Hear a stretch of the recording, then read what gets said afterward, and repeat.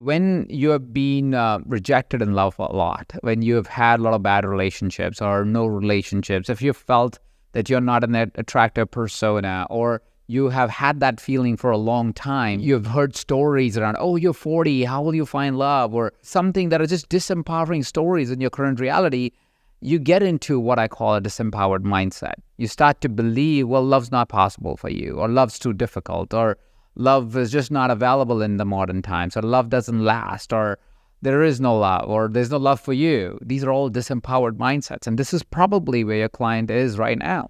There are a lot of people that currently are struggling to find a relationship in their life, to find love in their life. And this is a phenomenon that has been happening for a period of time. I was just looking up some data to kind of see how we have evolved as society. And if you look at the number or the percentage of men that are over 40, that are single, that are not married, the percentage is 25%.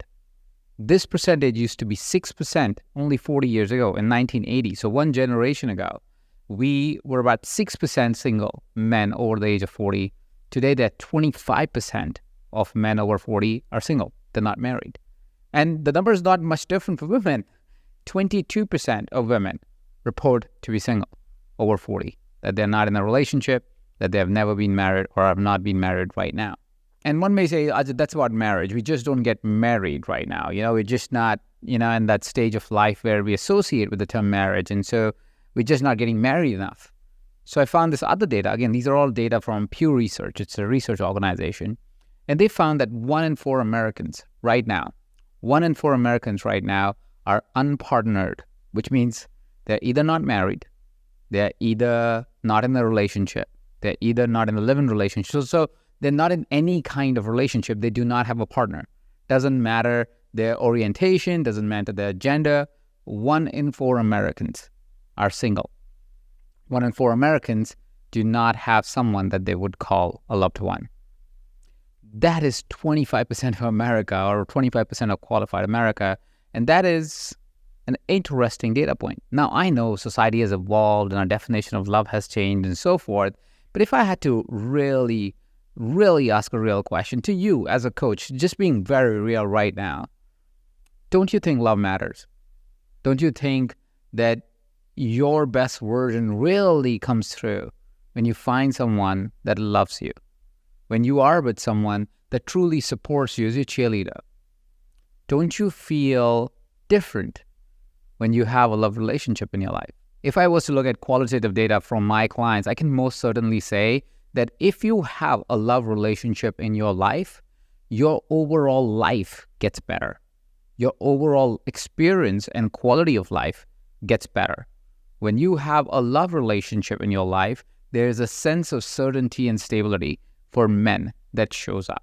There is a sense of comfort and relaxation in their life shows up for women. Qualitatively, I've seen when a person settles into a love relationship, not the new love, the settled love, where it's 2-3 years into a relationship where they really know each other, they've really said yes to each other, the person dramatically shifts. You start to make more money. You start to live healthier. You are cleaner. You are more certain. You are more confident. You're making the big moves. I've seen it consistently. When my clients find the right partner, their lives upgrade consistently and significantly, which is why I'm a big advocate of relationships. Not only relationships that are short-term, something that's a quick fling, but a relationship that is a lasting relationship that is long-term, where the person has committed to the other person for an extended period of time. Now, I can't say if these relationships need to be lifetime, because I don't know that part, but I know they need to be long-term. And by long-term, it means the relationship must be at least 10 years for it to fully mature into a relationship that can empower both the parties equally, consistently, and significantly. So my advocacy for today is that I believe we as society need to, and we as coaches playing a role in the society need to start to wonder how we can support our clients find love.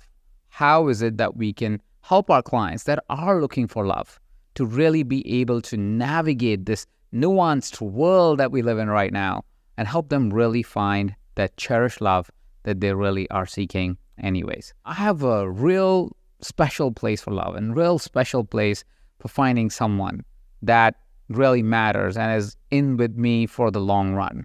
And I attribute to much of my success to my partner, to my love partner that I found after I ended one long-term relationship where that relationship wasn't serving me at all and it felt like I was giving mostly in that relationship. And then I found this person. Her name's Nita. And we're married now. We have 2 little ones together. But when I was single after my first relationship, I thought that was it. I really did believe that I am better served being single.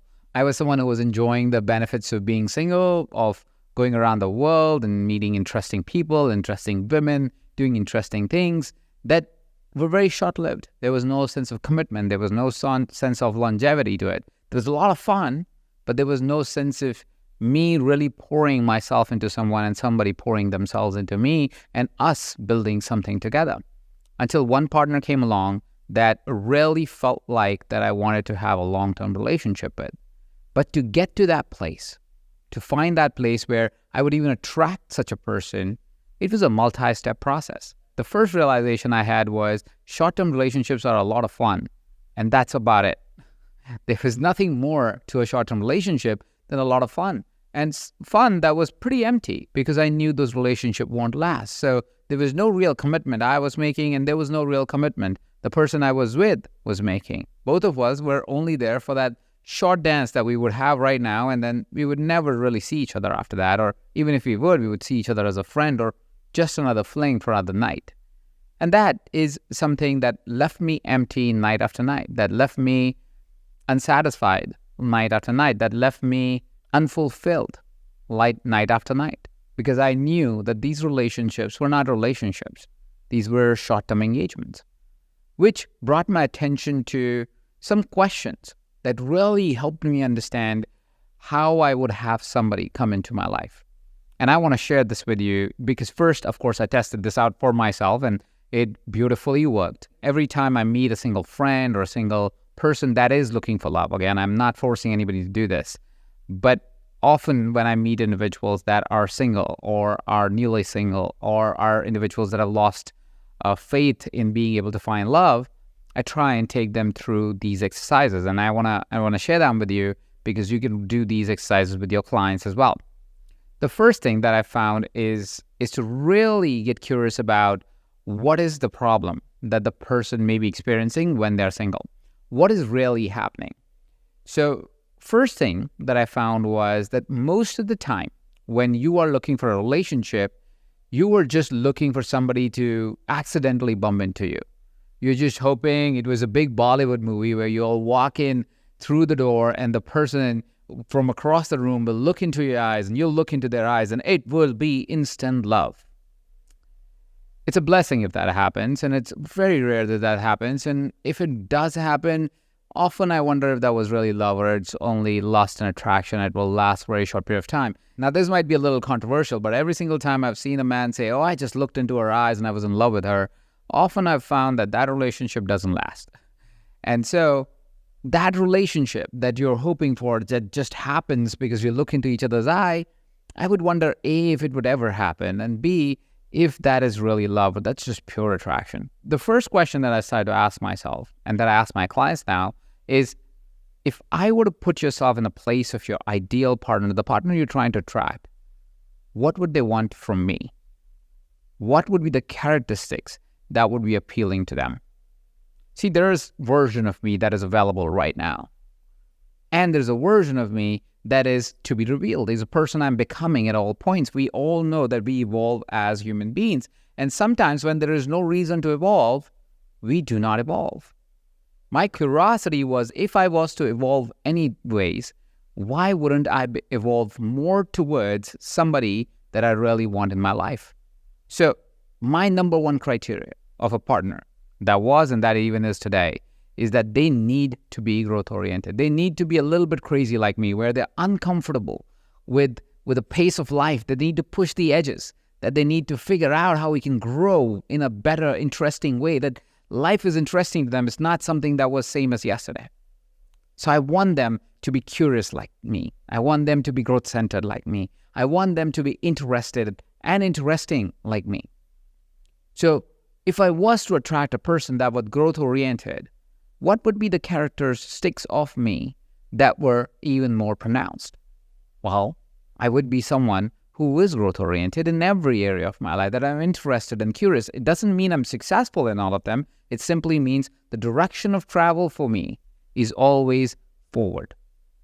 And so I became more growth-oriented. I became more pronounced in my growth-orientedness by introducing it to all areas of my life, to staying curious towards, hey, listen, if I want to love and I want a relationship, am I growing in the category of relationships, on how to do relationships better? If I am trying to attract somebody that is growth mindset oriented, am I consistently working on my own growth mindset? Asking those questions allowed me to lean into those characteristics that would attract someone that was growth oriented. The second question that I asked myself was, who am I right now? How do I show up right now? See, most of us have a very limited view of how we are showing up in the world because we only see how and what we are doing. We don't see how the world sees us. What happens when you show up in a party, when your friend, when your client shows up in a party? How is it that the world perceives them? How are they dressed? How are they taking care of themselves? How are they presenting themselves? How are they showing up in the world? How are they showing up at different conversations? Once you start to view yourself as an outsider, or even ask for opinion from somebody that is on the outside, and ask them, hey, how do I show up for you? How does that look when you see me in this light? You suddenly have a different view of yourself. You suddenly realize that things that you thought were funny actually could be offensive. This is a true story, by the way, for me, that often things that I was saying that were hilarious to me, only because I started asking questions outside as to how do I show up, I realized that they were offensive to people that I was saying them to. I wasn't trying to be offensive, but I was being offensive. Interesting. So I found something about me, and this is one of many things that I found about myself, but I started to find things about myself that were interestingly different than how I perceived them to be.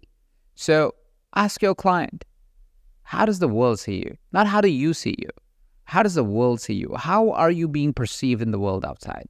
Because sometimes it is possible that how you are showing up from your point of view is different than how you're being seen from the outside point of view. It is important for us to notice and have the awareness of how the world sees us. Because if you were to attract the right partner, they would look at that characteristic and they would go, not for me. If I was being offensive to certain people in an effort to be funny, and I thought it was funny, but my partner is outside of me, they look at me and they look at me exactly how the other individuals are seeing me, which is a person that will, for a laugh, offend somebody else. Suddenly, my lens on that particular category of humor that I was using changed. And it was for the right reasons. I anyways would have changed that if I had that realization. But because now I was interested in people being able to see me in my brightest light. Because a person that I want to attract needs to see me in my brightest light, and I need to see them in their brightest light for us to have that real first interaction, to be attracted towards me, and then we'll discover all our darknesses and lights. But first is to see each other's light. But if we can't even see each other's light because of these different shadows that are being cast upon, because of the perceptions of the outside world, because of us lack of understanding of our own self, how is it that we will attract the right partner? They will only see our shadows. They will never get to see our light. So second part is ask yourself, how am I being seen right now? How am I showing up right now?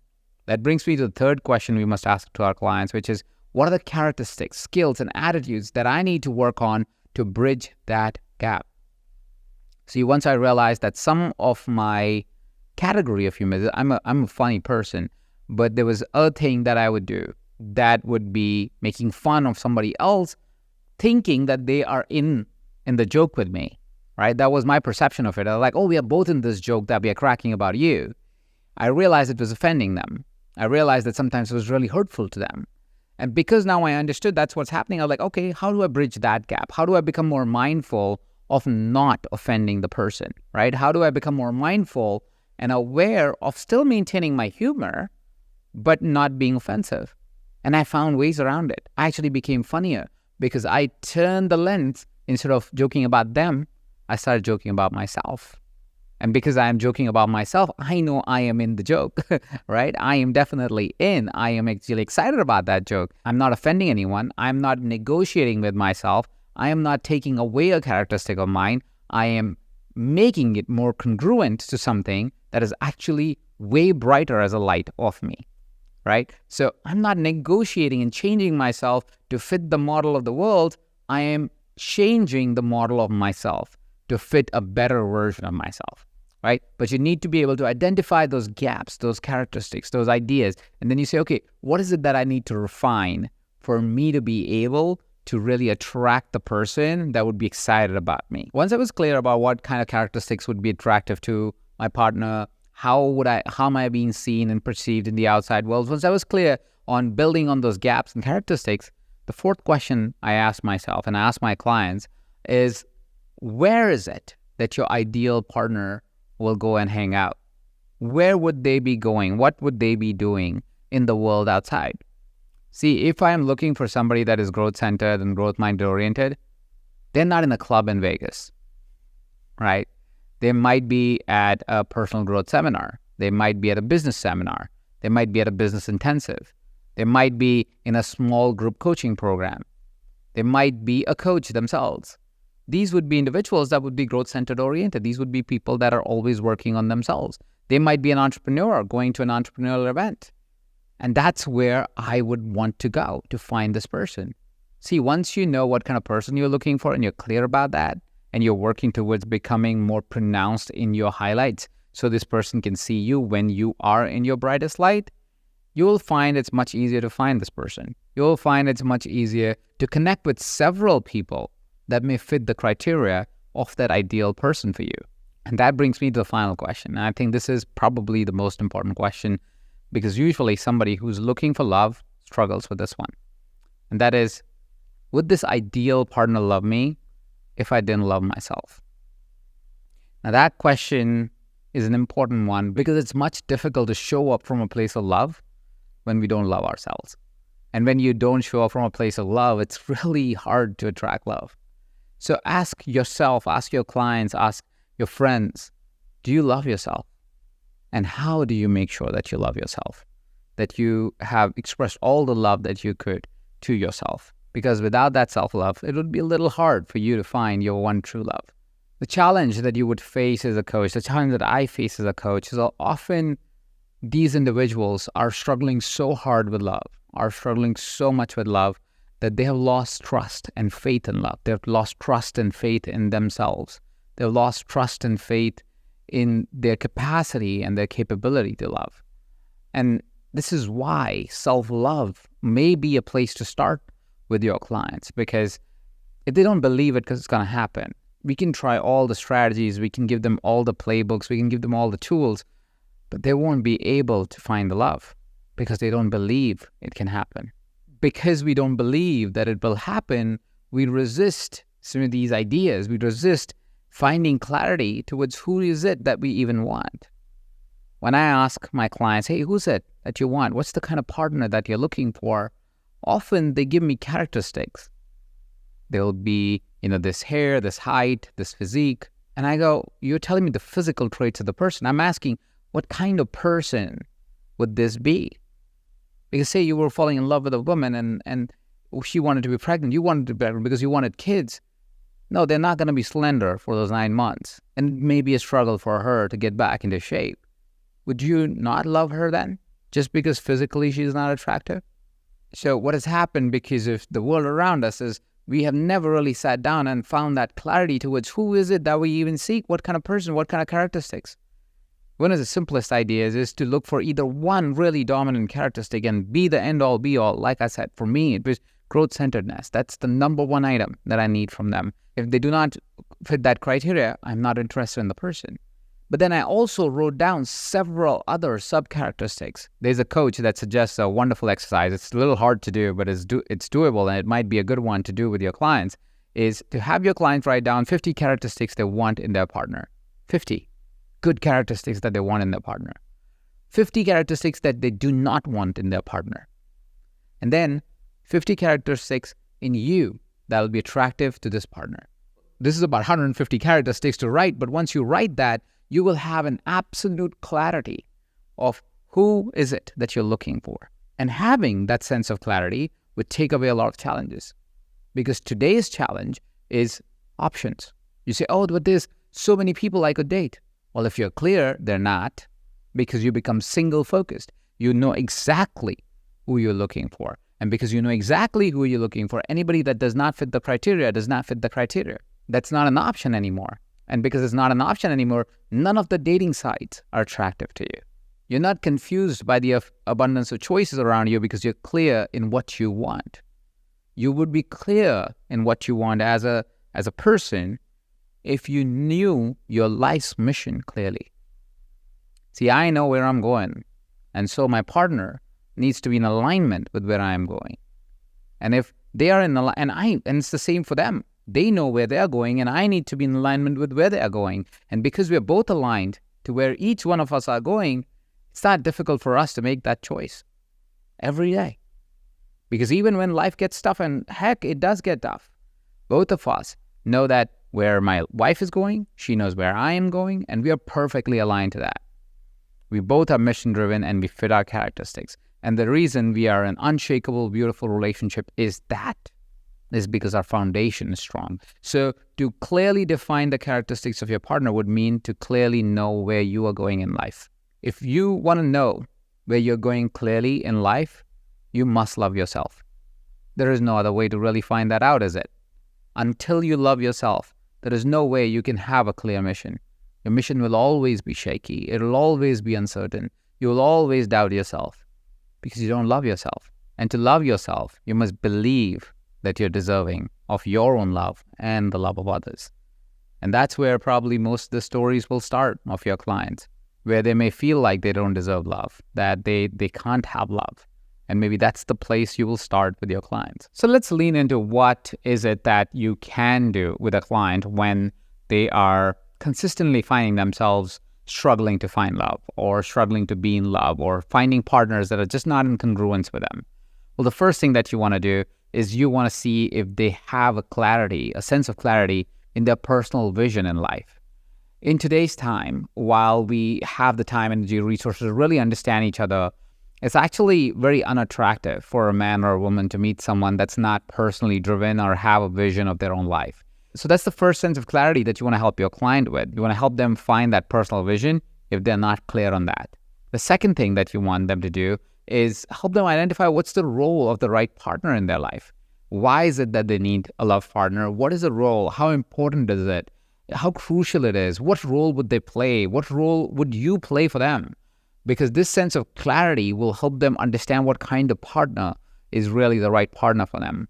Then they want to answer the question of how they see themselves and their partners together. What's the together relationship that they aspire to create?